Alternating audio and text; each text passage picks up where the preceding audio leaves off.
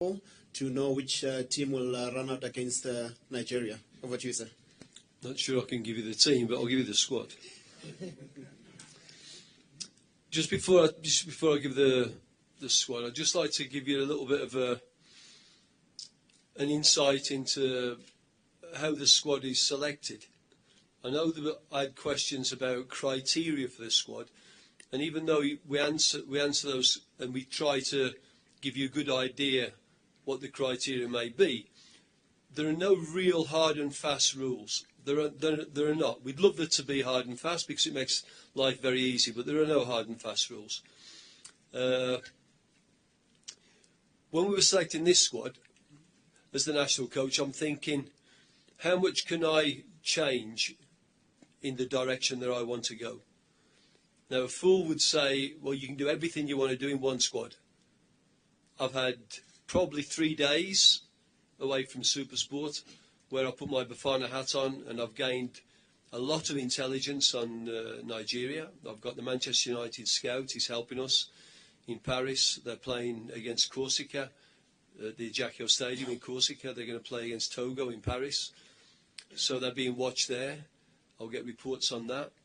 I've got video footage, I've got reports, I've got the coach's background. So by the time we come to the event, then we will be quite well prepared. So when I'm selecting this squad, I'm looking for some continuity. The time that's been invested into the players that have been selected previous to me arriving, it's important that we don't just throw the baby out with the bathwater. We've got to really try and get some continuity. So that's one thing I'm sure that you guys will be looking for. There will be an element of development, of course, because there have been some younger players introduced. And even though Nigeria is not a place for babies, this will be an event that we want a few soldiers and we want a few warriors to show themselves. Still, we want to have an element of development because that's conducive with what we've been talking about all the time. I certainly want to bring in a couple of players that I think can add value to this squad that maybe haven't been around for a while. And I certainly want to reward some of the players that are a long PSL season, some of the ones that I believe have been amongst the stars of the season and probably will get their just rewards later on. So with all of that in mind, let me just go through the squad as I see it. Itamalen Kune, Ronwin Williams, Darren Keat. Rama Paklele, Rivaldo Kotze, Tulani Klatswayo, Eric Batoho, Lorenzo Godinho, Abubakar Mobara, Taboko Langerman, Svi Soklanti. Klompo Kakana, Keegan Dolly, Andili Jali, Kamo Mokocho, Dean Furman, Temba Swane, Bongani Zungu, Aubrey Ngoma. Sibasisu Vilakazi, Percy Tau, Labohang Manyama, Tokelo Ranti, Aubrey Gabutsa, and Kermit Erasmus. I have to say, while giving that squad, that we've had a medical flag from Mokocho saying that he very probably will have an operation on his hand. He's selected in the squad because we think that he can train while recuperating and that there is still a good chance that he can be available. In lieu of not having a full medical report, we are calling him to the squad. If we get a full medical report that rules him out, we do have 2 players that we will put on standby. Those names we won't give yet because we're waiting for this full medical report. You'll see that I'll preempt this. I've not selected Tulani Serrero. I have had contact with him and notified him that I don't think it's fair on him or the rest of the squad when you've had 800 minutes football at top level over the last 1 year. I don't think it's fair to him. I don't think it's fair to the rest of the squad. So I will not be selecting him for this game, but I did tell him that I would tell you guys that I think he's one of our biggest talents. I think once he gets a new address, I look forward to working with him. And again, this is not one of those where if you've played, 5 games, then you're eligible. He could have played maybe 6 or 7 games, or he could have played 30 games. Each situation is different. I'm going to be picking him with that uncertainty surrounding him to play in Nigeria against Nigeria. If this game was different, maybe I would bring him on camp and look at him. But in this case, I think it would be unfair on the boy, and I think it would be unfair on everybody concerned. Thank you. Thank you very much, Coach. There you have the squad in front of you. 25 players that will be playing against Nigeria. As I said, it's a 2019 Africa Cup of Nations qualifier. Now it's time for questions. You members of the media, you can post them. We'll try and answer them from this table. But just to let you know that there's been a request from the weekend newspapers to see the coach after the press conference. Those people will have 15 minutes with the coach afterwards. But the rest of you, please ask as many questions as you can, because there won't be another session. There won't be one-on-ones. We've just set aside time with the coach for the weekend newspapers. So if you can just say who you are, where you're from, we'll take those questions. Are there any questions? I see a hand at the back. Where's the microphone there? Hello.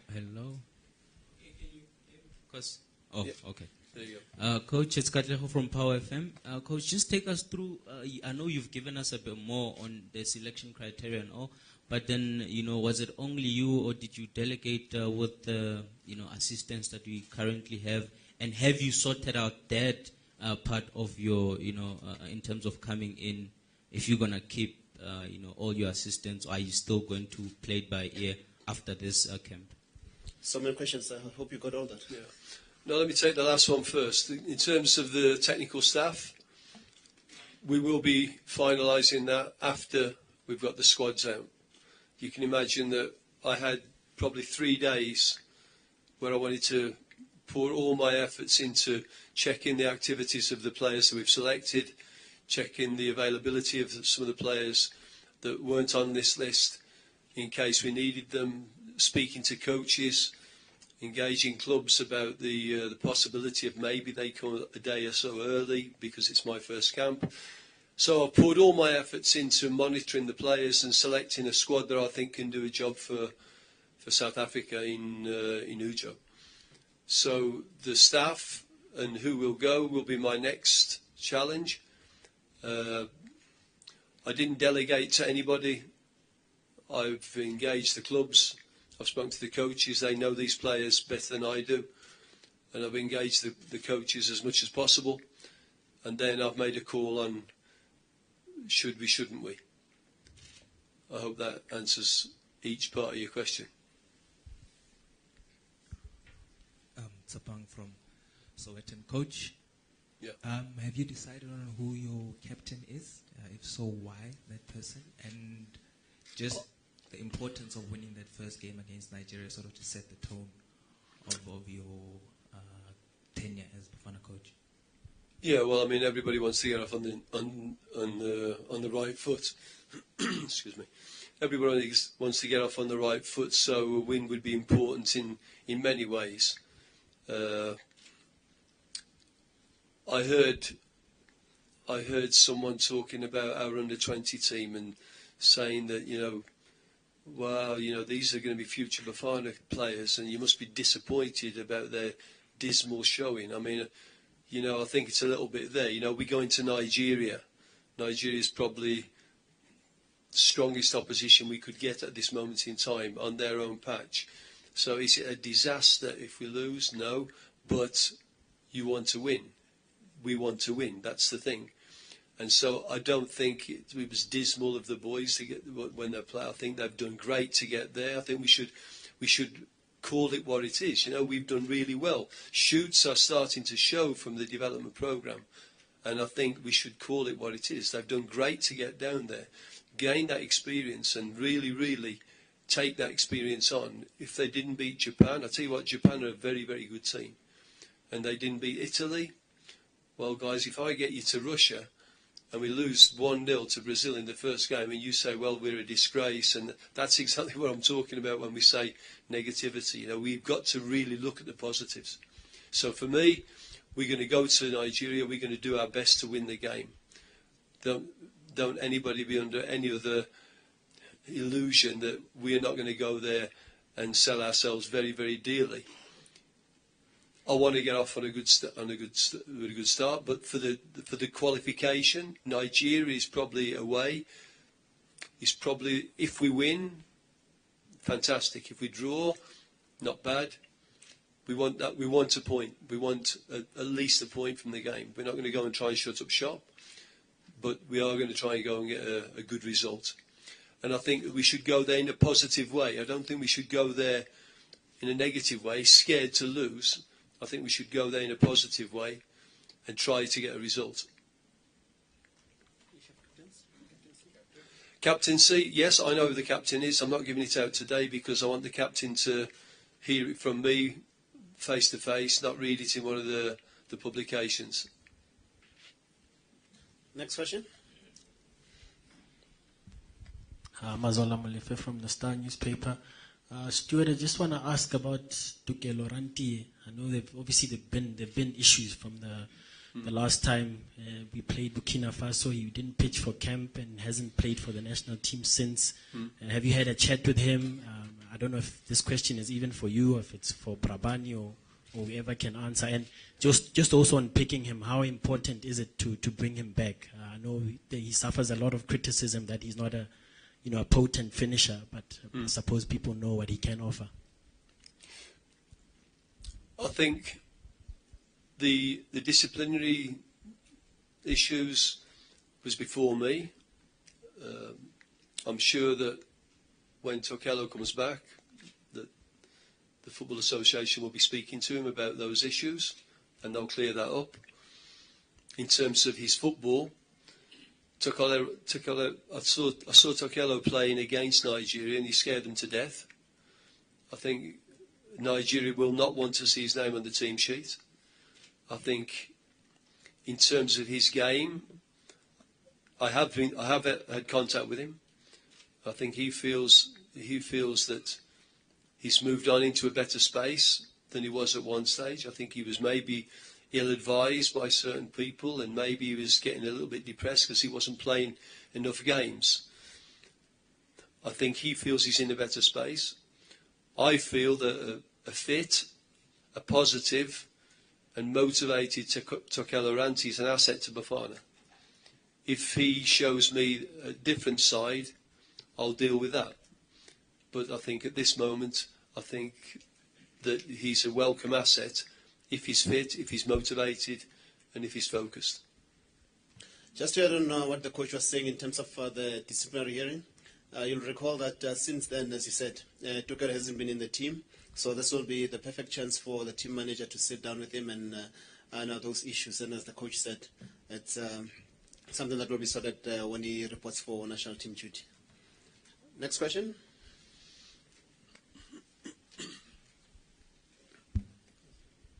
Tsepo from ENCA. Coach, I think following up on that question from Mazola, Kabuza not really shown for Pirates in terms of scoring goals. The thinking behind that?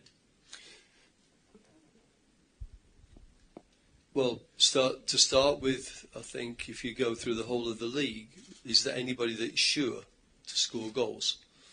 You know, we've had this issue in South Africa for a long time. You know, we don't produce 25 goal strikers. It's an issue that we've got to work at club level, at youth level, and then maybe because the national team can't sign players. You know, we can't go out and buy players. We are a part of the development process, and hopefully we can start to develop players. That would be my first comment. Secondly, when I'm looking at the balance of this squad, I want to have an alternative. I want a big lad. It was either take Lars and I don't know him that well. And I think his understanding of the African game is still fresh. Kabusa is a player that is a physical presence, and I know that Kjell Jonevret, being a Swede, will be talking to him as a target player. So I'm guessing that he's teaching him a little bit more about how to face up and how to hold the ball up and how to play on the shoulder for the diagonal balls to knock them down. I'm guessing that that's the case. So for that alternative, that's why I've chosen Kabusa. Even though I know that his role at Pirates is probably a little bit more mobile, because that's the way Pirates play. Coach, Sinti William Bats from ANN7. We've seen the progress that SuperSport has made in continental football. Would you be using the same approach when it comes to the qualifiers? And secondly, I know it's just your first game, but in terms of AFCON or World Cup qualifiers, which one is more realistic to attain? Well, we've not started. Let me take the second part first. We haven't started the AFCON campaign yet, so that's an open book. We've started the World Cup qualifiers. We know roughly what we've got to do. So it's easier to sort of get your head around what we need to do than it is to have an open book, because you just don't know what's going to happen. But I think qualifying for every major tournament that we play in must be the ambition of the South African national team. I don't want to be a national coach where we're not expected to do anything. I had a little bit of that in Finland, even though that's a nice place to be, because we played 2 draws with Germany and we were world champions in everybody's eyes. But I prefer the pressure of people expecting, being realistic but expecting, and that's what we should be about. We should be expecting and hoping that we're going to qualify for the major tournaments. I'm not sure I can say which one would be easiest. It's easier to get your head around the World Cup because we know we're on our way. We started. The first part of your question about, I think SuperSport have done well this year because they've rotated the squad, and I think we played 3 different shapes. We played a 4-2-3-1, we played a straight 4-3-3, and now in Gabon we played a 4-4-2. And I think that's a little bit of a key in Africa that I've learned, that you must be able to change. You must be able to adapt. You will go to Libya and the pitch is terrible, and then you can't be playing the ball around at the back. You've got to go more direct. And I think if you can do that, then I think if you can be a bit more flexible, if you do have what would you do if you've got that in your back pocket, then I think that's a big bonus. This side. I'll come back to you. Coach Chad from Kickoff. I'm not sure, previous coaches obviously don't want to talk about guys who haven't been selected, but perhaps you'd like to, just for the sake of transparency or whatever. But Thabo Mnyamani has obviously done well for you at SuperSport this season. He's done really well on the continent as well, scoring goals. Yeah. Is that a case of him not being suited to the conditions perhaps against Nigeria? And then also Dino and Glovo, a lot of people are questioning his omission. Do you look at perhaps the standard of the league in Azerbaijan as a factor when you selected this one? I played Azerbaijan 4 times during my time in Finland, so I know that the league is not bad, but it's very erratic. I just think that the options that we've chosen, if you put the balance together, I think that there are better options than Dino at the moment. I'll be checking on his progress. I might even go there if he continues to get rave reviews, or he scores a lot of goals. Then I'll go there.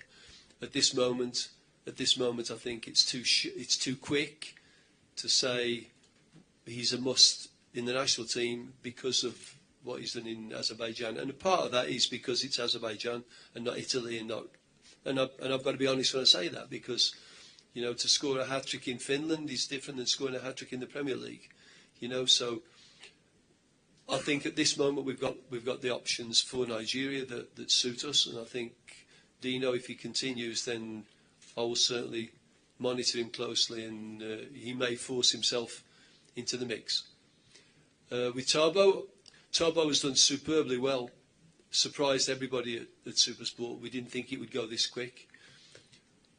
I was thinking about his aerial power on set plays against the big powerful Nigerians. I think the spread of the team covers us. I think we're not too bad, but I was also thinking that at this moment Tarbo has just gone off the boil. He came back now against Gabon, but he just went off the boil a little bit. And wearing my SuperSport coach's hat, I'd say, well, you know, pick him when he's doing really well and he's flying. Don't pick him when he's just gone a little bit off the boil. Do the kid a favour. He was very close. But as I said to Lani, and as I've said to a couple of other people that I've contacted that have been close, keep going, because you were very close, and this is not about a one match campaign. This is a lot of games, and playing for your country is something you should work hard for, and it's something that you should dream about and be prepared to put in the miles. And if Tarbo does that, I'm sure there's a Bavana shirt somewhere down the line for him.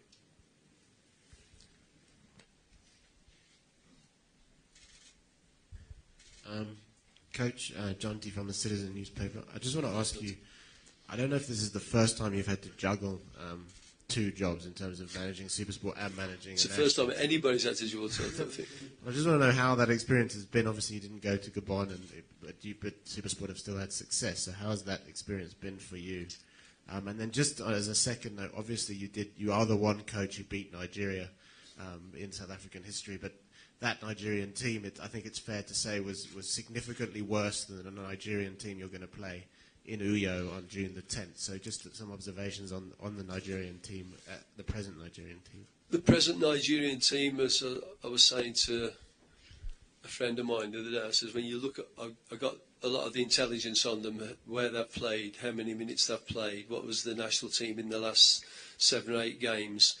And when you're looking at them, some of them are like the who's who of the Premier League. You know, it's the who's who of the stars of African football. Does that always translate into a good team? No, it doesn't. You know, sometimes everybody's got their own opinion and they've got their own ego. You know, now, if the coach can mould that into a fighting unit, then they're formidable. And we've got to expect them to be formidable, Jonty. And as you rightly say, the team that we played that night didn't have the stars that, well, it did actually. It had a few, but they weren't as predominant. Let's say that as the present one. In terms of the jobs, it's been interesting. It's been demanding. It's been very demanding. It's been very challenging. And because I'm a professional, I don't want to sell anybody short. So I've put in those extra hours with SuperSport and with SAFA, and it's meant that over the last week or so I've had virtually no time apart from preparing for this one, debriefing that one, gain intelligence on that one, call this coach, call this player, you know, prepare this presentation. It's been just one. I mean, I'll give you an idea. The other day I was here from about 9 o'clock in the morning to 3 o'clock in the afternoon, then I had to jump in the car and drive back and watch SuperSport play. And while SuperSport were playing, I was on the phone for 90 minutes talking to Paul Matthews and Caetano and working out substitutions and helping out where I could and being a nervous wreck. And after that, I had to drive somewhere else to meet a video analysis to give me some intelligence on Nigeria, and I had to take that. And then I went back at about 9 o'clock, asked my wife if she fancied a little bit of food. That's been one day, and every day has been like that, chopping from one to the other. And that's demanding and challenging. It really is. But interesting.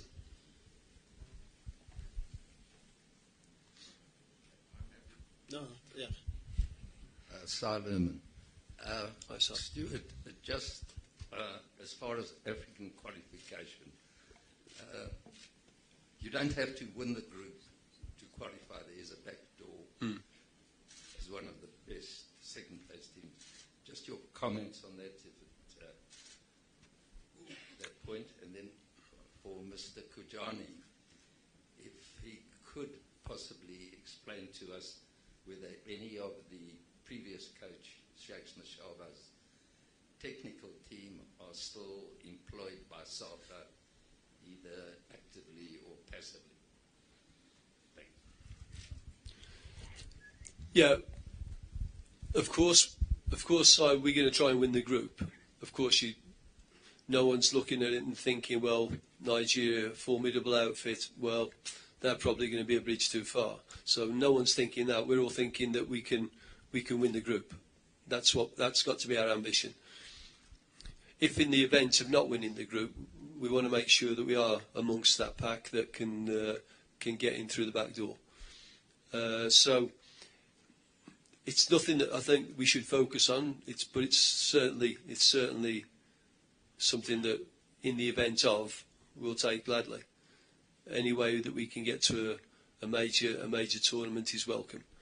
But we will be certainly trying to dislodge Nigeria from that, what everybody believes will be that first place that they have some sort of divine right to, but I don't think they have. So we should be asking ourselves, well, they are formidable, let's see how good they are. I think, Barney, if you want to answer the... Yeah, for your second question, Si, as you heard, the coach said he needs to get his head around his technical team, and once he's made that announcement, then you'll get also from SAFA as to what happens with the other coaches, whether they're with Coach Stewart or whether they're still with SAFA. But we'll let you know